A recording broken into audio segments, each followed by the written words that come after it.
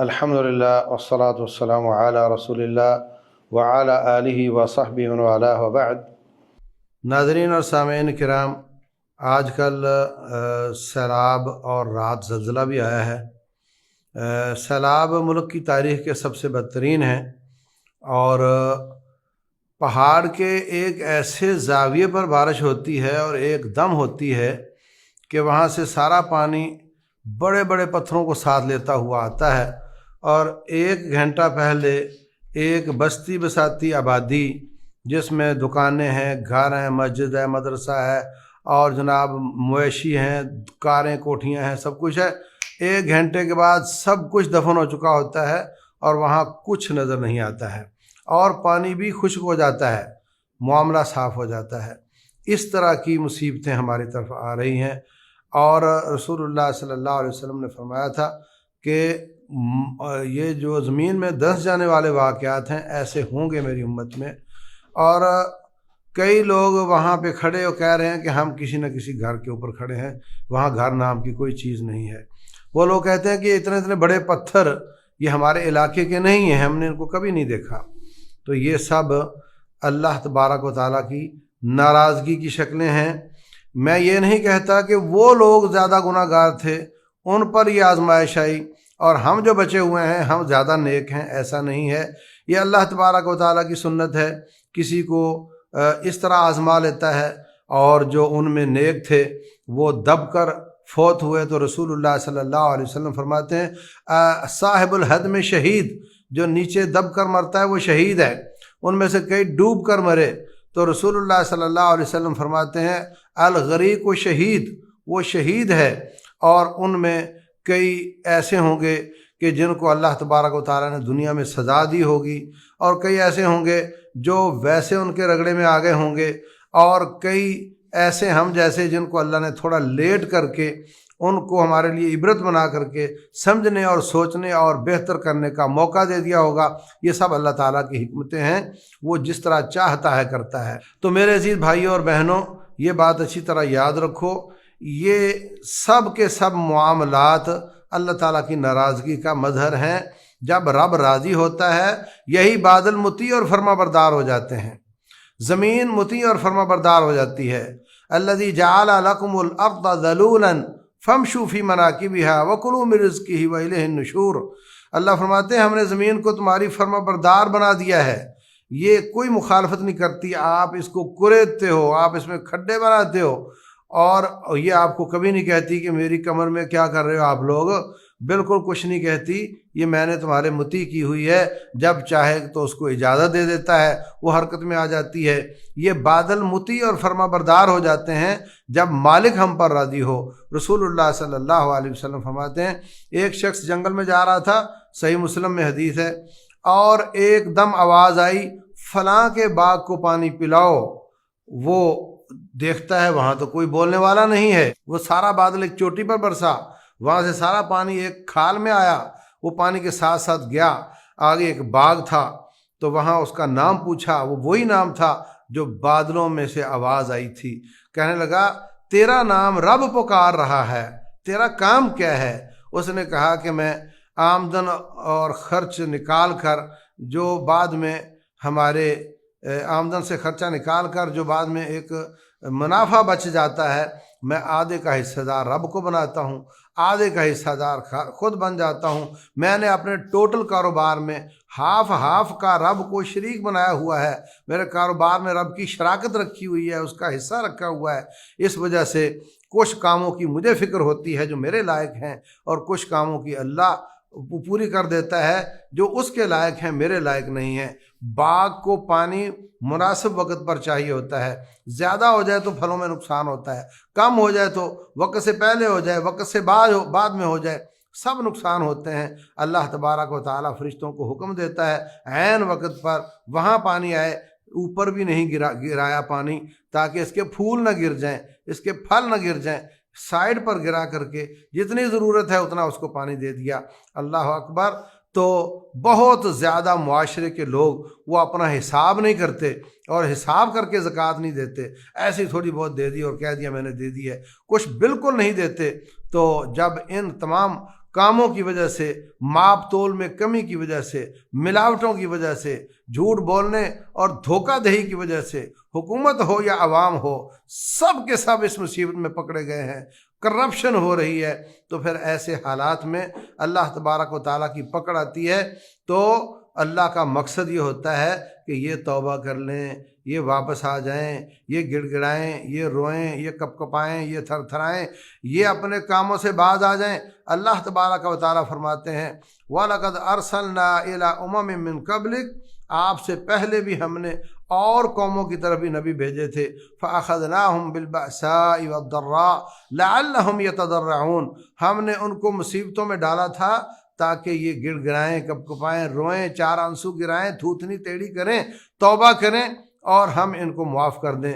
وَلَوْ فَلَوْلَا إِذْ جَاءَهُمْ بَأْسُنَا تَضَرَّعُوا، کیوں ایسا نہیں ہوا کہ جب ہماری تکلیف آئی تو یہ گڑ گڑاتے، روتے، توبہ طائب ہو جاتے۔ وَلَٰكِن قَسَتْ قُلُوبُهُمْ، مگر ان کے دل سخت ہو گئے۔ وَزَيَّنَ لَهُمُ الشَّيْطَانُ مَا كَانُوا يَعْمَلُونَ، شیطان نے ان کے کاموں کو ان کے لیے مزین کر دیا۔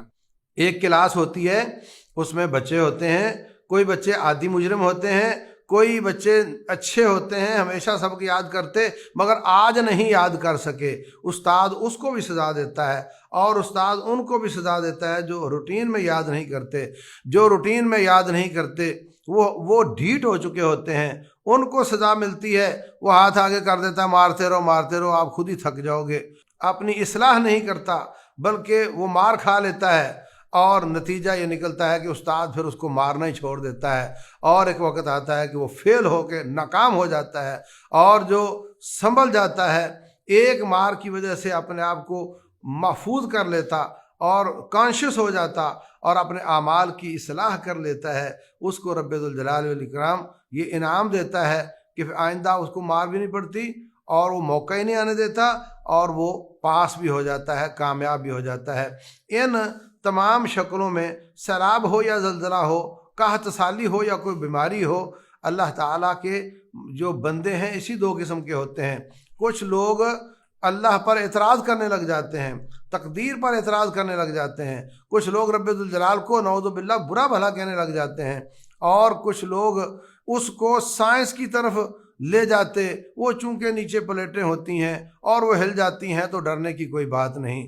اللہ اکبر۔ کچھ کہتے ہیں اور کلاؤڈ برسٹ ہو گیا تھا، یہ گلوبل وارمنگ ہے، یہ کوئی انٹرنیشنل مسئلہ ہے، اس میں کوئی گھبرانے کی بات نہیں، بس یہ ایسا ہی ہونا تھا، ہو گیا، توبہ کی کوئی ضرورت نہیں ہے، رب کی طرف رجوع کی کوئی ضرورت نہیں ہے۔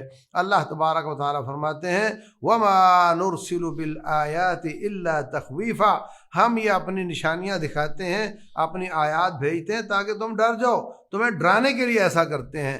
رسول اللہ صلی اللہ علیہ وسلم کے زمانے میں سورج یا چاند کو گرہن لگا، آپ کبھی گھر جا رہے ہیں، کبھی نکل رہے ہیں، آپ کا رنگ فک ہے، آپ اتنے پریشان ہیں کہ یہ کیا ہو گیا، اتنا بڑا سورج یا چاند بے نور ہو گیا۔ اللہ اکبر۔ فرمایا، لوگ کہنے لگے یہ آپ کا بیٹا ابراہیم فوت ہو گئے ہیں، اس لیے اس کی وجہ سے یہ گرہن لگا ہے۔ رسول اللہ صلی اللہ علیہ وسلم نے فرمایا یہ ان الشمس والقمر آیتین من آیات اللہ، یہ رب کی نشانیاں ہیں سورج اور چاند، یہ ان کو گرہن کسی کی موت سے اس کا کوئی تعلق نہیں ہے، بلکہ یہ اللہ تبارک و تعالیٰ کی نشانیاں ہیں جن کے ذریعے اللہ تمہیں ڈراتا ہے۔ اس لیے جاؤ، جا کر کے نماز پڑھو، سب آ جاؤ، آپ پر نماز پڑھتے ہیں۔ آپ نے نماز کسوف پڑھائی اور صدقے کی تلقین فرمائی، کیونکہ یہ اتنی بڑی نشانی ہے، مگر لوگ ایسی نشانیوں کو سائنس کے حوالے سے دیکھتے، چونکہ اس کے سبب کا ہمیں پتہ چل گیا ہے، اس لیے رب سے ڈرنے کی کوئی ضرورت نہیں۔ کچھ لوگ ایسے موقع پر شرک میں زیادہ ہو جاتے ہیں، کوئی سیلاب کو اور پانی کو دیوتا بنا کر اس کو بکرا ذبح کر کے اس کے نام پہ قربان کرتا ہے، اور کوئی لوگ وہ ڈھول بجا بجا کر کے سیلاب کو بھگانے کی کوشش کرتے ہیں، کوئی پیروں کا سہارا لے رہا ہوتا ہے۔ انا للہ و انا الیہ راجعون، وہ اللہ تعالیٰ کی طرف لوٹنا، رجوع کرنا، توبہ کرنا، گڑ گڑانا، کپ کپانا، اس کی طرف جانے کو تیار نہیں ہوتے، بلکہ وہ اور طریقے ہی اپنا رہے ہوتے ہیں یا رب پر اعتراض کر رہے ہوتے ہیں نعوذ باللہ۔ لیکن کچھ بندے اللہ تعالیٰ کے ایسے ہیں جو سراپا صبر بن جاتے ہیں، اپنے گناہوں کی اصلاح کی کوشش کرتے ہیں اور اللہ تبارک و تعالیٰ سے معافیاں مانگتے ہیں۔ یہی اللہ تعالیٰ کا مطلوب ہے۔ اللہ فرماتے ہیں وَلَنُذِيقَنَّهُم مِّنَ الْعَذَابِ الْأَدْنَىٰ دُونَ الْعَذَابِ الْأَكْبَرِ لَعَلَّهُمْ يَرْجِعُونَ، ہم ان کو بڑے عذاب سے پہلے چھوٹا عذاب بھیجیں گے تاکہ وہ واپس آ جائیں، باز آ جائیں، رک جائیں۔ ظَهَرَ الْفَسَادُ فِي الْبَرِّ وَالْبَحْرِ بِمَا كَسَبَتْ أَيْدِي النَّاسِ لِيُذِيقَهُم بَعْضَ الَّذِي عَمِلُوا لَعَلَّهُمْ يَرْجِعُونَ۔ اللہ فرماتے ہیں خشکی اور تری میں بندے کے گناہوں کی وجہ سے فساد آیا ہوا ہے، اور ہم ان کے ساری بدعمالیوں میں سے کچھ کی وجہ سے پکڑ کرتے ہیں تاکہ وہ باز آ جائیں، تاکہ وہ لوٹ آئیں، تاکہ اپنی اصلاح کر لیں۔ سرخ بتی سے پہلے پیلی بتی اس لیے جلائی جاتی ہے تاکہ تو اپنی سپیڈ کم کر لے۔ اگر پیلی بتی نہ ہو، سرخ ہری کے بعد فوراً سرخ آ جائے تو کتنے ایکسیڈنٹ ہوں، کتنے لوگ آگے نکل جائیں۔ بتی سرخ ہو چکی ہو، وہ سپیڈ کنٹرول نہ کر سکیں، ادھر سے دوسرے آنے شروع ہو جائیں تو کیا نقصان ہو۔ بیچ میں جو پیلی بتی ہے اس کا کام ہے تنبیہ کر دینا تاکہ تو اپنی سپیڈ مناسب کر لے، ابھی تجھے رکنا پڑے گا۔ یہ چھوٹے چھوٹے جھٹکے یہ پیلی بتی کی طرح ہوتے ہیں تاکہ ہم لوٹ آئیں، باز آ جائیں۔ ایک دم موت آئے، سنبھلنے کا موقع ہی نہ ملے تو پھر انسان نہ توبہ کر سکتا ہے، نہ کلمہ پڑھ سکتا ہے، نہ لوگوں کے حقوق واپس کر سکتا ہے، نہ وصیت کر سکتا ہے۔ لیکن رب ذوالجلال موقع دیتا ہے، یہ چھوٹے جھٹکے، اس کے بعد پھر موقع دیتا ہے بڑے عذاب کے آنے سے پہلے تاکہ تم باز آ جاؤ۔ اور اللہ تبارک و تعالیٰ فرماتے ہیں کہ آپ کے پاس اتنا موقع آیا، اولم نعمرکم ما یتذکر فیہ من تذکر، ہم نے آپ کو لمبی لمبی عمریں دی تھیں، جس نے نصیحت پکڑنی تھی پکڑ لی تھی۔ وجاءکم النذیر، تمہارے پاس ڈرانے والا بھی آیا تھا۔ اور مفسرین نے ڈرانے والے سے مراد نبی صلی اللہ علیہ وسلم بھی بتائے ہیں، اور کچھ نے اس سے مراد سفید بال بتائے ہیں۔ سفید بال بھی ایک خطرے کی گھنٹی ہے، یہ بھی ایک پیلی بتی ہے کہ ابھی تجھے جانا پڑے گا، اب تو اپنے آپ کو سنبھالنا شروع کر دے۔ ایک سے ایک بڑھ کر رب ذوالجلال نے ہمارے سنبھلنے، ہمیں مہلت دینے کے مواقع دیے ہیں، اور یہ بھی بہترین موقع ہے ہم سنبھل جائیں۔ اس کو نہ حکومتوں پر غصہ کریں، نہ رب ذوالجلال پر غصہ کریں، نہ کسی اور پر، بلکہ اپنے اعمال کو درست کرنے کی کوشش کریں تاکہ ہم ان سے فائدہ اٹھا کر اپنی زندگی کو اچھا کر سکیں، اپنے اعمال کو سیدھا کر سکیں تاکہ ہماری آخرت اچھی ہو سکے۔ نہ اس سے وہ لوگ کامیاب ہو جائیں گے جو یہ والا فائدہ اٹھائیں گے، اور جو لوگ دوسرے راستے پہ نکلیں گے وہ ناکام ہوں گے۔ دنیا میں بھی نقصان تو ہوگا، دنیا میں بھی، اور آخرت میں بھی ان کو کچھ نہیں ملے گا۔ اللہ تبارک و تعالی جو رب کو مقصود ہے، فلولا اذ جاءہم باسنا تضرعوا، کہ ہم کپکپائیں، تھرتھرائیں، روئیں، اور جو رب کو مقصود ہے لعلہم یرجعون، ہم توبہ طائب ہوں، اللہ ہمیں اس سے اپنا مقصود پورا کرنے کی توفیق دے، اور جو چھوٹے موٹے اعمال ہیں ان کو اللہ قبول فرمائے، اور ان کا سب کچھ جاتا رہا، ہمارا سب کچھ بچا ہوا ہے، ہم اپنے مال سے 1% بھی دے دیں گے تو ان کا بہت کچھ ہو جائے گا۔ اس سے بھی ہمیں آزما رہا ہے اللہ تعالیٰ، ہم اپنے بھائیوں کا کتنا تعاون کرتے ہیں۔